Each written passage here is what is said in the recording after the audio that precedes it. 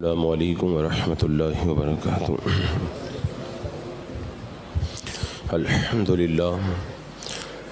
للہ رب العالمین، والصلاة والسلام علی من کان نبیا وآدم بین الماء والطین، وعلی آلہ واصحابہ وازواجہ واہل بیتہ اجمعین، اما بعد فاعوذ باللہ من الشیطان الرجیم، بسم اللہ الرحمن الرحیم۔ انا انزلناہ فی لیلۃ مبارکۃ انا کنا منذرین فیہا یفرق کل امر حکیم۔ صدق اللہ مولانا العظیم وصدق رسولہ النبی الامین المتین الکریم، ونحن علی ذلک لمن الشاہدین والشاکرین، والحمد للہ رب العالمین۔ حصول برکت کے لیے انتہائی عقیدت و محبت کے ساتھ حضور اکرم سید عالم محمد رسول اللہ صلی اللہ تعالی علیہ وسلم کی پرنور بارگاہ میں درود و سلام کا ہدیہ پیش کر لیجیے۔ اللہم صلی علی سیدنا و شفیعنا و حبیبنا و مولانا محمد وبارک وسلم، صلاۃ و سلام علیک یا رسول اللہ صلی اللہ تعالی علیہ وسلم۔ ماہ شعبان المعظم کی برکتوں سے ہم اور آپ مالا مال ہو رہے ہیں، اور یہ عظمت والا مہینہ اپنی تمام تر برکتوں اور رحمتوں کے ساتھ میں ہم پر سایہ فگن ہے۔ یہی وہ مقدس مہینہ ہے جس کے بارے میں میرے آقا صلی اللہ تعالیٰ علیہ وسلم نے ارشاد فرمایا، شعبان میرا مہینہ ہے، رمضان اللہ کا مہینہ ہے۔ اور حدیث پاک میں ہے، حضور اکرم صلی اللہ تعالیٰ علیہ وسلم جتنا اہتمام اس مہینے کا فرمایا کرتے تھے اتنا اہتمام کسی اور مہینے کا نہیں کیا کرتے تھے، یعنی رمضان المبارک کے علاوہ بہت زیادہ کثرت سے عبادت کا اس مہینے کے اندر آقا کریم صلی اللہ تعالیٰ علیہ وسلم اہتمام فرمایا کرتے تھے۔ اور صوفیاء کرام نے کہا ہے کہ رمضان المبارک کے مہینے میں جو رحمت کی بارش ہوتی ہے، اس رحمت کی بارش کے جو بادل ہیں، جو موسم بنتا ہے، وہ اسی مہینے شعبان کے مہینے میں موسم بنتا ہے۔ اگر کوئی یہ چاہتا ہے کہ ماہ رمضان کے اندر میرے اوپر خوب رحمتیں نازل ہوں، رحمتوں کی بارشیں اتریں، تو اس کے لیے ضروری ہے کہ وہ شعبان کے مہینے میں رحمتوں کی بارش کا موسم بنائے، اپنے آپ کو نیک بنائے، پرہیزگار بنائے، متقی بنائے، پارسا بنائے، عابد و زاہد بنائے، کثرت سے عبادت کرے، کیونکہ جب اس مہینے کے اندر رحمتوں کی بارش کے لیے موسم بنے گا تبھی جا کر کے ماہ رمضان المبارک کے اندر رحمتوں کی بارشیں نازل ہوں گی۔ اور پھر آنے والا منگل کا دن 14 شعبان المعظم کا مقدس دن ہے، جو دن گزار کر کے رات میں آنے والی رات شب براءت ہے، اور پھر اگلا دن 15 شعبان المعظم کا مقدس دن ہے۔ اب چونکہ جو حضرات کچھ معلومات رکھتے ہیں وہ اپنے طور پر شب برات سے پہلے اور بعد کے دن کو گزارنے کی کوشش کرتے ہیں، لیکن جنہیں دینی معلومات پورے طور پر نہیں رہتی ہے وہ پریشان رہتے ہیں کہ کیسے ہم لوگ شب برات منائیں، شب برات کو کیسے گزاریں، کیسے اس رات کے اندر عبادت کریں۔ تو میں چاہوں گا کہ آج کی اس محفل کے اندر شب برات کا استقبال کیسے کیا جائے، اور پھر شب برات کو کیسے گزارا جائے، اور آنے والے دن کے لیے کیا اہتمام کیا جائے، اس حوالے سے کچھ باتیں آپ کے سامنے رکھوں، تاکہ اسی کی روشنی کے اندر آپ اپنا پورا شیڈول بنائیں اور اسی اعتبار سے اپنے پورے دن اور رات کو آپ حضرات گزارنے کی کوشش کریں۔ سب سے پہلے آنے والا منگل کا دن جو 14 شعبان المعظم کا دن ہے، اس دن کے اندر پہلے آپ حضرات روزہ رکھیں، کیونکہ حضور اکرم صلی اللہ تعالیٰ علیہ وسلم رمضان المبارک کے علاوہ سب سے زیادہ روزہ ماہ شعبان المعظم کے اندر رکھا کرتے تھے۔ کسی نے پوچھا کہ یا رسول اللہ صلی اللہ تعالیٰ علیہ وسلم، آپ شعبان المعظم کے مہینے میں اس قدر کثرت کے ساتھ میں روزہ کیوں رکھتے ہیں؟ تو آقا کریم صلی اللہ تعالیٰ علیہ وسلم نے ارشاد فرمایا کہ میں اس بات کو پسند پسند کرتا ہوں کہ میرا عمل رب کی بارگاہ کے اندر اس حال میں پیش ہو کہ میں روزے کی حالت میں رہوں. اور چونکہ شعبان المعظم کی جو رات آتی ہے 15ویں شب، اس رات کے اندر بندوں کے اعمال اللہ کی بارگاہ کے اندر پیش ہوا کرتے ہیں، تو آپ منگل کا جو 14 شعبان کا دن ہے آنے والا، اسی دن کے اندر روزہ رکھیں تاکہ شب برات کا جب آغاز ہو اور آپ کا عمل رب کی بارگاہ میں جب پیش ہو تو آپ روزے کی حالت میں رہیں. اور حدیث پاک میں ہے جو بندہ شعبان المعظم کا ایک روزہ رکھتا ہے، اللہ تبارک و تعالیٰ اسے جہنم سے نجات عطا فرما دیتا ہے. تو یہ ہمارے لیے بڑی سعادت مندی کی بات ہے کہ ہم لوگ سب سے پہلے اس کی تیاری یہ کریں کہ شب برات آنے سے پہلے 14 شعبان المعظم کو روزہ رکھ لیں. اس کے بعد میں پھر اس مقدس رات کا جو استقبال کرنا ہے، ہم نے بزرگوں سے سنا ہے کہ بزرگوں کا یہ طریقہ تھا کہ شب براءت جو سورج ڈوبنے کے بعد شروع ہوتی ہے، وہ عصر کے بعد ہی سے اس کی تیاری شروع کر دیتے تھے. اور تیاری کا ایک طریقہ بزرگوں کا یہ ہے کہ عصر کی نماز کے بعد یا سورج غروب ہونے سے پہلے وہ حضرات مسجد کے اندر جمع ہو جاتے تھے اور سب سے پہلے 40 مرتبہ لا حول ولا قوت الا باللہ العلی العظیم پڑھتے. اس کے بعد میں 100 مرتبہ آقا کریم صلی اللہ تعالیٰ علیہ وسلم پر درود پاک پڑھتے. تو یہ 40 مرتبہ لا حول پڑھنا اور 100 مرتبہ درود پاک پڑھنا یہ بزرگوں کا معمول ہے شب برات کا استقبال کرنے کے لیے.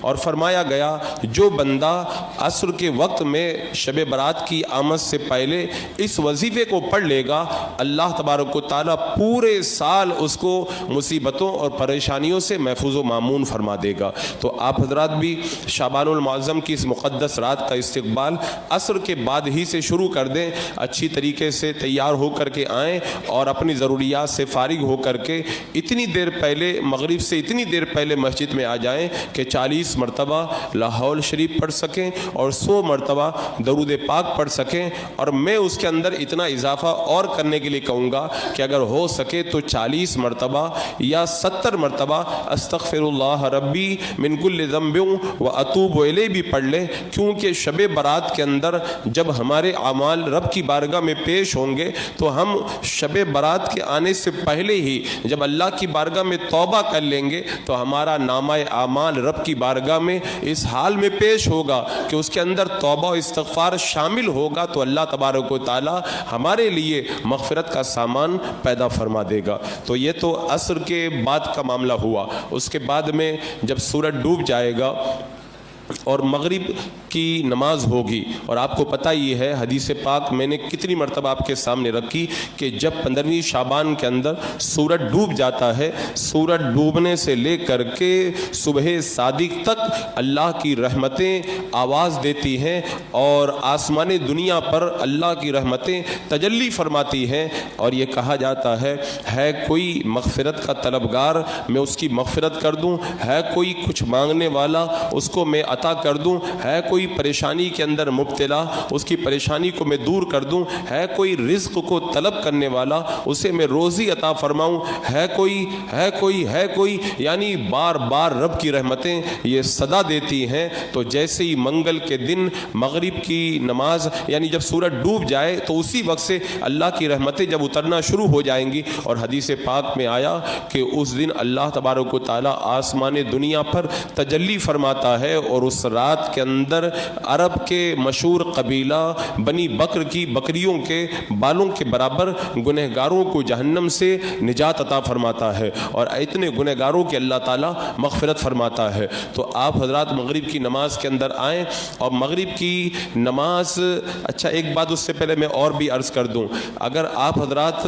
شب برات کا استقبال کرنا چاہتے ہیں تو آپ کو اپنے ذہن کے اندر یہ بات رکھنا ہوگا کہ حدیث پاک کے اندر کچھ ایسے لوگوں کا ذکر ہے جو شب براءت کی اتنی اترنے والی برکتوں کے باوجود بھی محروم رہ جاتے ہیں. لہذا اگر آپ حضرات ان روزوں کو رکھنا چاہیں، وظائف کو ادا کرنا چاہیں تو اس سے پہلے اس بات کا خیال رکھیں کہ حدیث پاک میں جن لوگوں کو اس رات کے اندر محروم قرار دیا ہے، اگر خدا نہ کرے ہم میں سے کوئی ایسا بندہ ہو تو شب برات کے آنے سے پہلے اپنے آپ کو ان چیزوں سے پاک پاک صاف کر لیں۔ جیسا کہ حدیث پاک میں فرمایا گیا اس رات کے اندر جو محروم رہتا ہے ان میں سے ایک تو وہ بندہ جو والدین کا نافرمان ہے، تو اگر کسی کے ماں باپ اس سے ناراض ہیں تو شب برات کے آنے سے پہلے اپنے والد محترم کو، اپنی والدہ محترمہ کو راضی کر لیں، چاہے معافی مانگ کر کے راضی کریں، اگر وہ آپ سے کچھ طلب کر رہے ہیں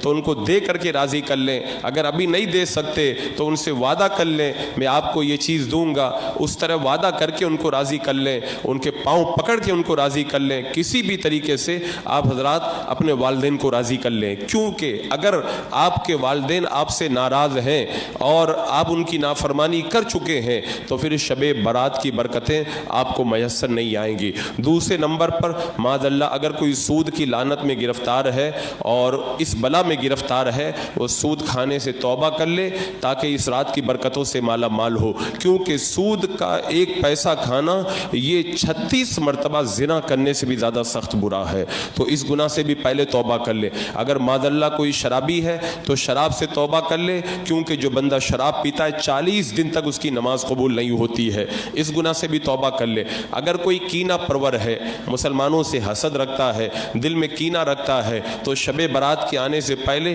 کینہ پروری سے بھی توبہ کر لے۔ میرے آقا علیہ السلام نے فرمایا صبح اس حال میں کرو کہ تمہارے دل کے اندر کسی مسلمان کے بارے میں کینہ نہ ہو، کیونکہ جو کینہ رکھتا ہے اس رات کی برکتوں سے محروم رہتا ہے۔ اور اگر کسی کے رشتہ دار بہن بھائی چچا پھوپھی خالہ جو بھی ناراض ہیں ان کو بھی راضی کر لیں، ورنہ پھر اس رات کی برکتیں آپ کو نہیں ملیں گی۔ حدیث پاک میں آتا ہے اللہ تبارک و تعالیٰ کا فرمان ہے کہ جو رشتے کو توڑتا ہے اس کو میں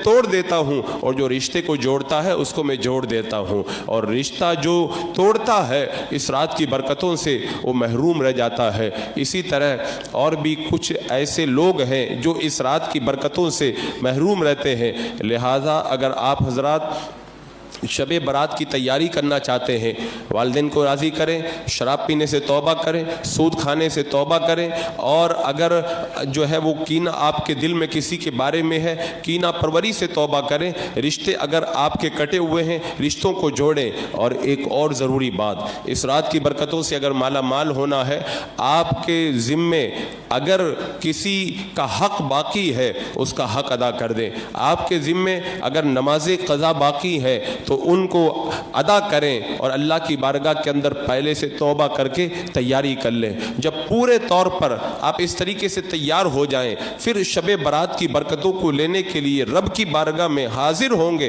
تو اللہ تبارک و تعالیٰ اس رات کی برکتوں سے آپ کو مالا مال فرما دے گا۔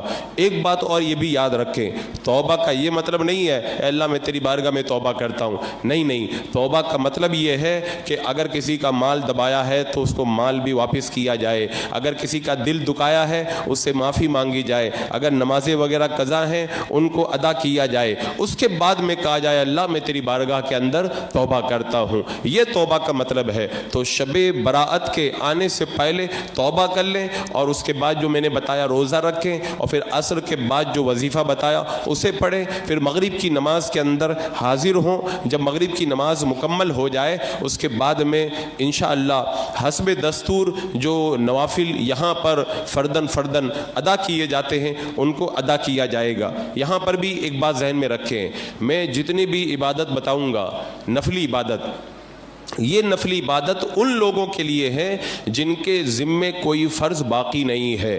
اگر کسی کے ذمے فرض نماز یا کوئی فریضہ باقی ہے تو وہ نفل پڑھنے کے بجائے اپنے فرائض کو ادا کرے، اس لیے کہ فرض نماز ایک رکعت ادا کرنا کروڑوں نفل نماز پڑھنے سے زیادہ بہتر ہے۔ اور اگر کسی کے ذمے زکوٰۃ کا ایک پیسہ باقی ہے تو اپنی فرض زکوٰۃ کا 1 روپیہ دے دینا یہ اربوں خربوں نفلی صدقہ کرنے سے بھی زیادہ بہتر ہے، کیونکہ اللہ کی بارگاہ کے اندر جو فرض کی اہمیت ہے وہ کسی اور عبادت کی نہیں ہے۔ تو جو بھی میں ابھی بیان کروں گا یہ ان لوگوں کے لیے ہے جو نوافل ادا کرنا چاہتے ہیں، پہلے فرائض سے فارغ ہو چکے ہیں، لیکن اگر فرائض آپ کے ذمے باقی ہیں پہلے آپ فرائض ادا کریں، اور اگر فرائض مکمل ہیں تو پھر مغرب کی نماز کے بعد میں سب سے پہلے یہاں پر فراغت نماز کے بعد میں 6 رکعتیں حسب دستور پڑھی پڑھی جائیں گی یہ 2 رکعت کر کے 6 رکعتیں پڑھی جاتی ہیں، اور ان کی نیت جیسے عام دنوں میں کرتے ہیں ویسے ہی کرنا ہے، 2 رکعت نماز نفل کی نیت، اور جیسے اور دنوں میں نماز پڑھتے ہیں ایسے ہی پڑھنا ہے۔ فرق صرف اتنا ہے کہ 2 رکعت پڑھ کے جب آپ سلام پھیر دیں تو 1 مرتبہ سورہ یاسین پڑھنا ہے، پھر 2 رکعت پڑھ کے سلام پھیر دیں، پھر سورہ یاسین پڑھنا ہے، پھر 2 رکعت پڑھ کے سلام پھیر دیں، پھر سورہ یاسین پڑھنا ہے۔ اگر کسی کو سورہ یاسین یاد نہ ہو تو ہر 2 رکعت کے بعد میں وہ اگر چاہے تو 21 مرتبہ قل اللہ شریف پڑھ سکتا ہے۔ اور دوسری بات یہ ہے ہر 2 رکعت کے بعد میں اللہ کی بارگاہ میں دعا کرنی ہے۔ پہلے جب 2 رکعت پڑھیں گے 21 بار قل اللہ شریف پڑھ لیں گے، دعا کریں گے اللہ ان نماز کی برکت سے تو مجھے بھلائی کے ساتھ لمبی عمر عطا فرما۔ پھر 2 رکعت پڑھیں گے 21 مرتبہ قل اللہ شریف پڑھ لیں گے، اللہ کی بارگاہ میں دعا کریں گے اے اللہ اس نماز کی برکت سے تو مجھے بلاؤں سے محفوظ و مامون فرما۔ اس کے بعد میں پھر 2 رکعت پڑھیں گے اور پھر قل اللہ شریف سے فارغ ہو جائیں گے، پھر اللہ کی بارگاہ میں دعا کریں گے اے اللہ مجھے تو اس نماز کی برکت سے مخلوق کا محتاج مت بنا، اپنا محتاج بنا، یعنی تو اپنی بارگاہ سے مجھے خوب روزی عطا فرما۔ یہ اس طریقے سے 6 نمازیں جب ادا کر لیں گے اس کے بعد میں دعائے نصف شعبان انشاءاللہ ہم لوگ سب مل کر کے پڑھیں گے، پھر دعا ہوگی، آپ حضرات اپنی ضروریات سے فارغ ہو جائیں گے۔ اس کے بعد میں عشاء کی نماز کے اندر آپ حضرات حاضر ہوں گے۔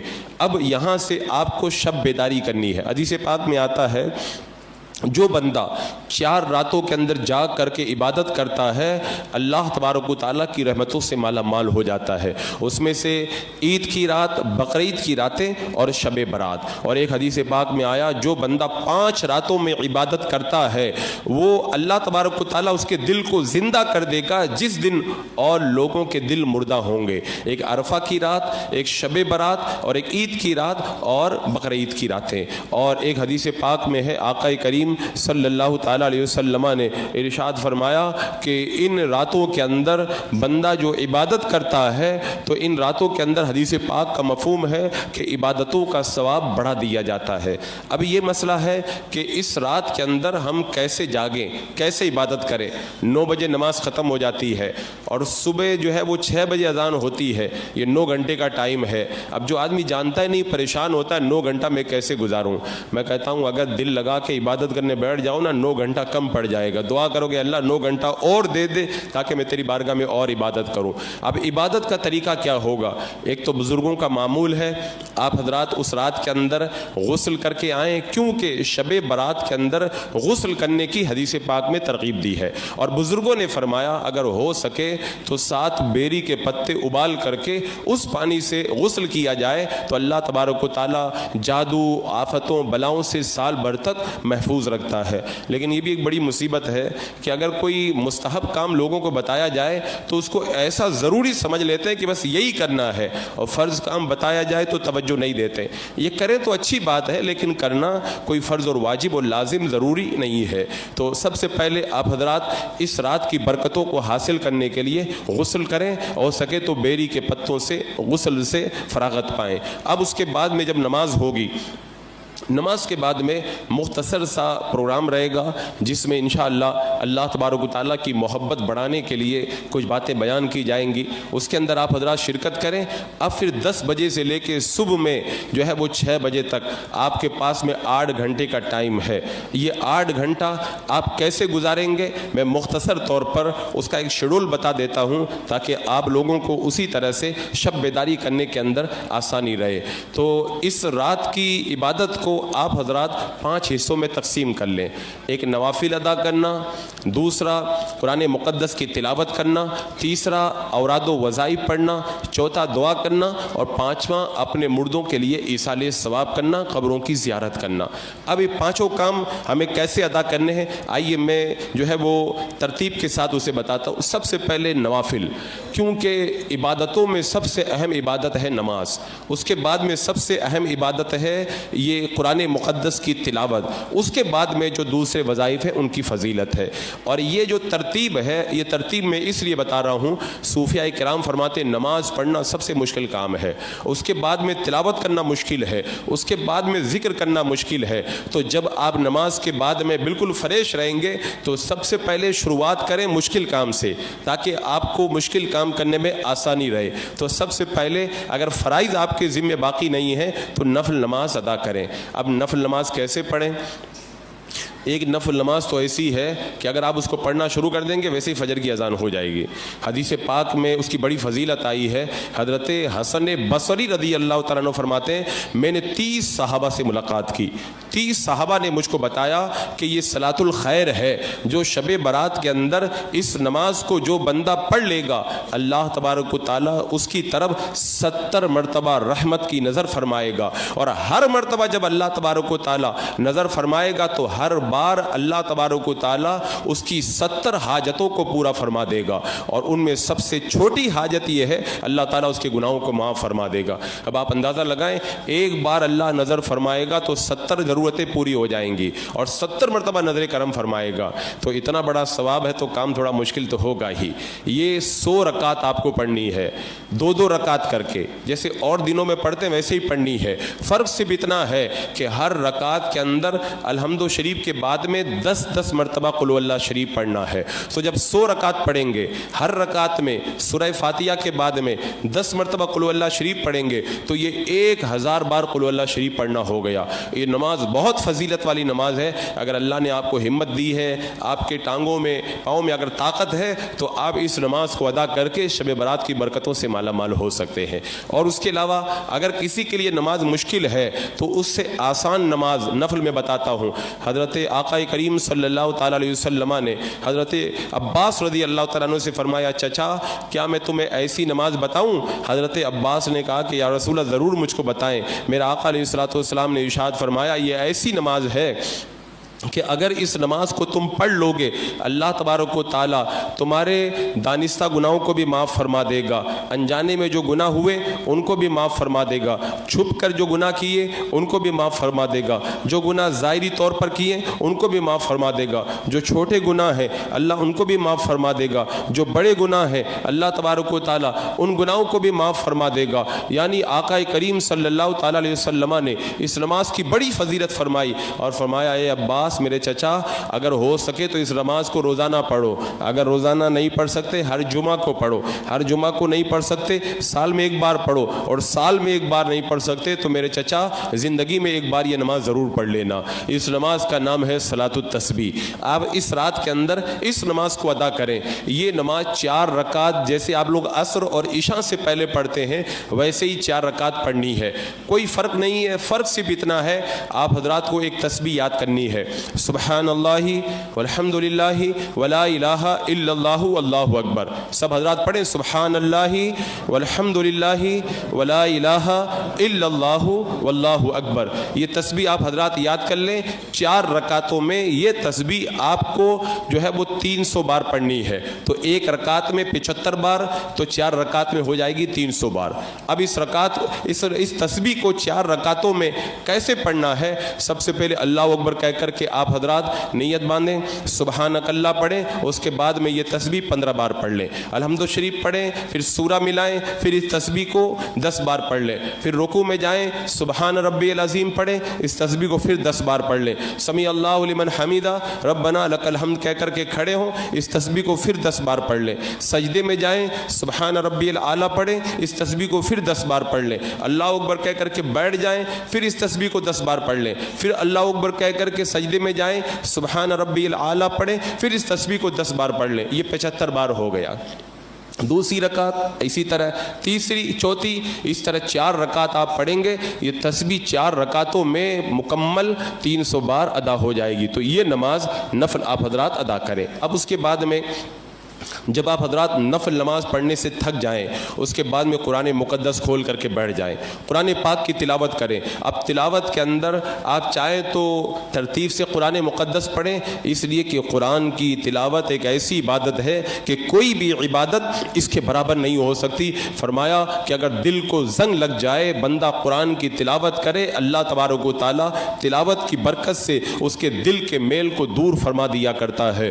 اور فرمایا گیا کہ جو بندہ قرآن کی تلاوت کرے گا، جب قبر میں جائے گا، قبر میں گھبرائے گا تو قرآن اس کا دل بہلانے کے لیے آئے گا۔ میدان محشر میں جب پریشان ہوگا، اللہ کی بارگاہ میں قرآن مقدس اس کی شفاعت کے لیے آئے گا۔ اور قرآن مقدس کی تلاوت ایک ایسا وظیفہ ہے، فرمایا حضرت امام احمد بن حنبل رضی اللہ تعالیٰ عنہ نے، اللہ کا خواب میں دیدار ہوا، میں نے رب سے پوچھا مولا میں کیسے تیری بارگاہ میں تیرا قرب پا سکتا ہوں؟ رب نے فرمایا ابن حنبل اگر میری بارگاہ میں آنا چاہتے ہو تو قرآن کی تلاوت کرو، تم میری بارگاہ کے مقرب بن جاؤ گے۔ اور میرے آقا نے فرمایا جو ایک حرف پڑھتا ہے تلاوت کا، اللہ تعالیٰ قرآن مقدس کے ایک حرف کے بدلے اسے 10 نیکی عطا فرماتا ہے۔ تو آپ چاہیں تو ترتیب کے ساتھ قرآن مقدس کی تلاوت کریں، اور یا پھر سورہ یاسین پڑھیں بار بار، سورہ رحمان پڑھیں، سورہ تبارک الذی پڑھیں، سورہ حامیم سجدہ پڑھیں۔ جو سورہ حامیم سجدہ سورہ دخان پڑھتا ہے، حدیث پاک میں آیا وہ اس حال میں اڑتا ہے 70,000 فرشتے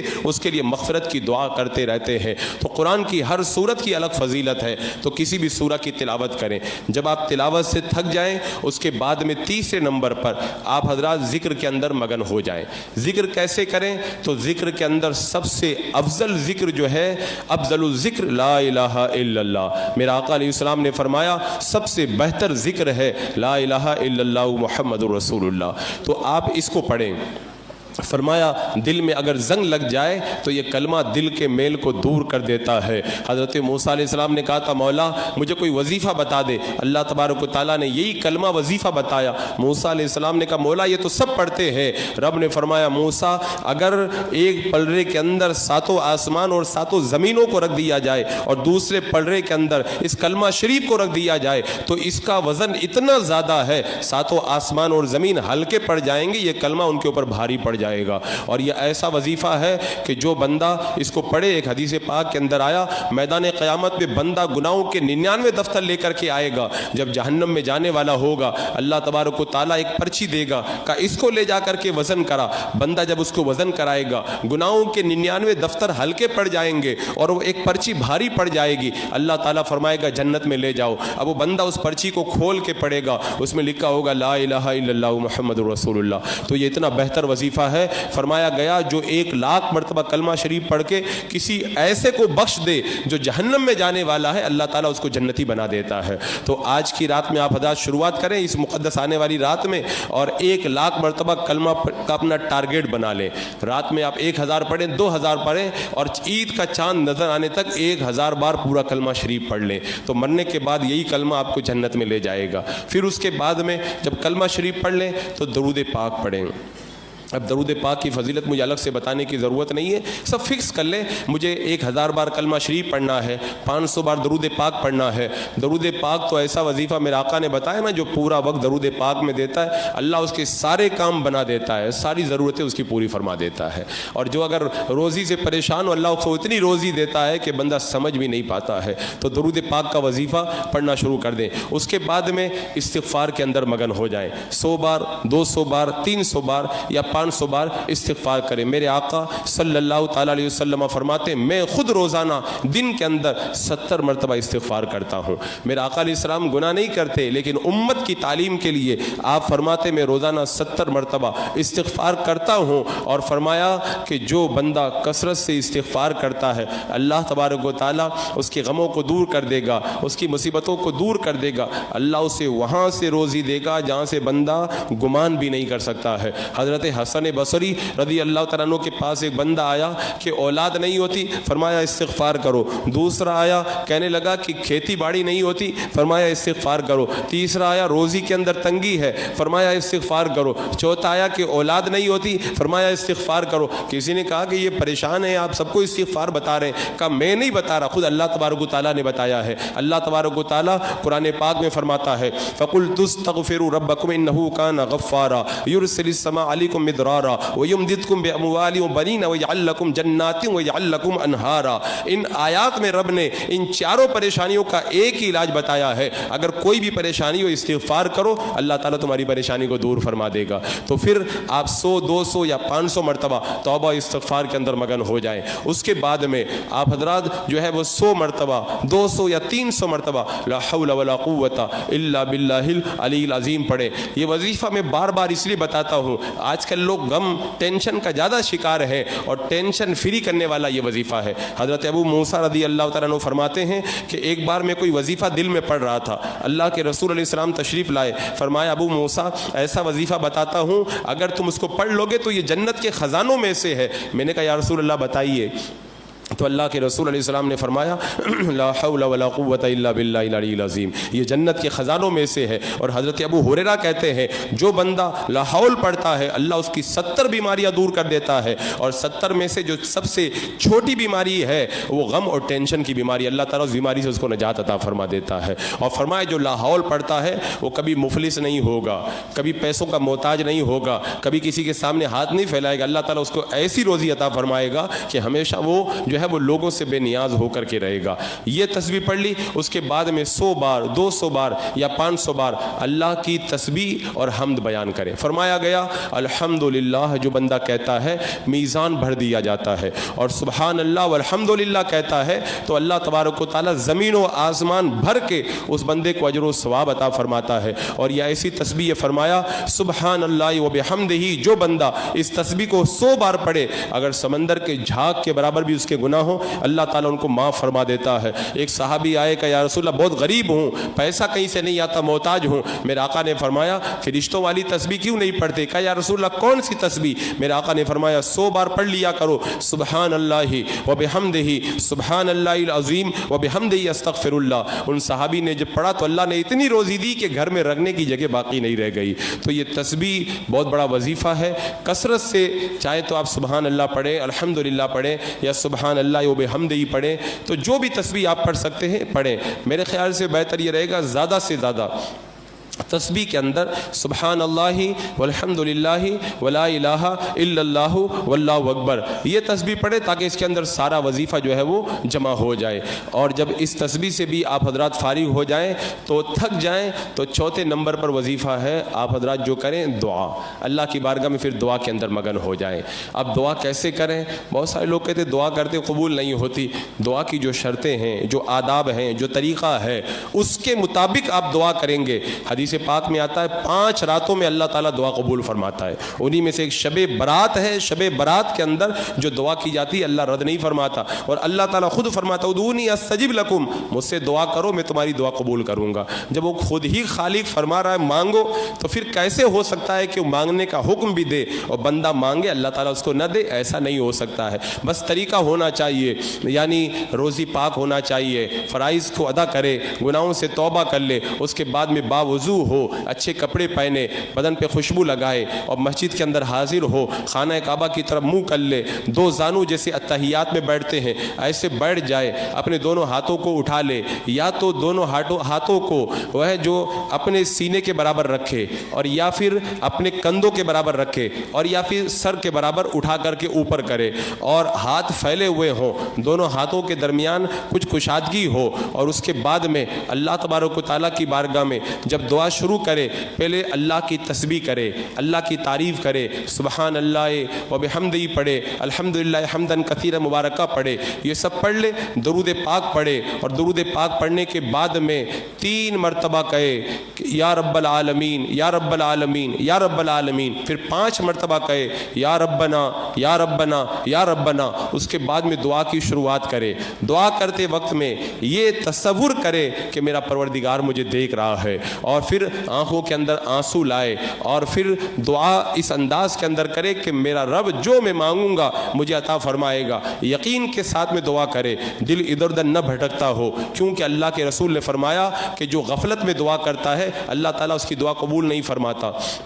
تو دل کو حاضر رکھے اور یہ تصور کرے آج میں خالی کی بارگاہ کے اندر بھیک مانگنے کے لیے حاضر ہوا ہوں. اگر رونا نہ آئے تو رونے جیسی صورت بنا لے, دعا آہستہ کرے اور دعا کرتے وقت میں بار بار مانگے. ایسا نہیں کہ ایک بار مانگ کے خاموش ہو جائے, بار بار رب کی بارگاہ میں مانگتا رہے. اور پھر اللہ کی بارگاہ کے اندر جب مانگے دعا کرے, اپنے گناہوں کا تصور کر کے شرمندہ ہو اور کہے اللہ میں گنہگار ہوں, تو میرے گناہوں کو معاف کر دے, میری دعاؤں کو قبول فرما لے. شرمندگی کے ساتھ میں دعا مانگے اور دعا کے وقت میں جو ہے وہ پورے طور کے اوپر اس کی ساری توجہ جو ہے وہ اپنے خالق و مالک کی طرف ہونی چاہیے. عاجزی اور انکساری اختیار کرے, اور اگر بیٹھ کر کے دعا نہ کرے تو سجدے میں سر رکھ کے بھی بندہ دعا کر سکتا ہے, یہ بھی دعا کا اچھا طریقہ ہے. اور پھر دعا جب مکمل کر لے تو آخر کے اندر پھر درود پاک پڑھے اور دعا مکمل کرنے, اور دعا میں اس بات کا خیال رکھے صرف اپنے لیے نہ مانگے, اپنے لیے بھی مانگے, اپنے والدین کے لیے بھی مانگے,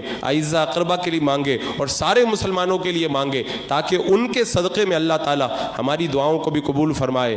میں کہتا ہوں اگر اس طرح دل لگا کر کے جب رب کی بارگاہ میں جب مانگنے لگ جاؤ گے نا, تو پھر کسی تعویذ والے کے پاس نہیں جانا پڑے گا, کسی امام صاحب کے پاس میں کچھ جو ہے وہ فریاد لے کے نہیں جانا پڑے گا. جب سارے بادشاہوں کے بادشاہ کے دربار میں جب آ کر کے کھڑے ہو گئے آپ اور یہاں پہ مانگ لیا اور یقین کے ساتھ مانگ لیا, تو میں کہتا ہوں اللہ کی بارگاہ میں جو بندہ یقین کے ساتھ مانگتا ہے اللہ تبارک و تعالیٰ اس کا دامن ضرور بھر دیا کرتا ہے.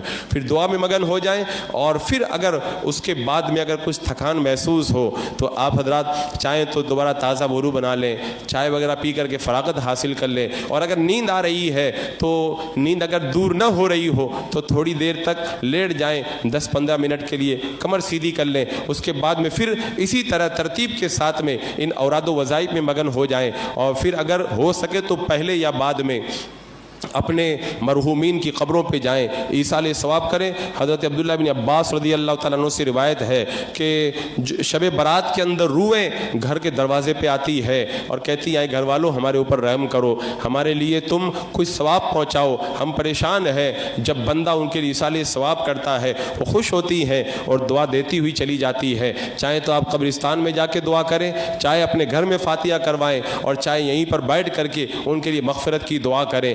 کیونکہ اس رات کے اندر اللہ کے رسول صلی اللہ تعالیٰ علیہ وسلم قبرستان میں تشریف لے گئے تھے, تو اس رات میں قبرستان میں جانا یہ آقا کریم صلی اللہ تعالیٰ علیہ وسلم کی سنت کریمہ ہے. تو اس طرح پوری رات آپ کو گزارنی ہے, اور اس کے بعد میں بھی اگر وقت بچ جائے, رات ختم نہ ہو, تو پھر کثرت سے آپ حضرات یہ وظیفہ پڑھیں, یا حیو یا قیوم برحمتک استغیث, یا حیو یا قیوم برحمتک استغیث.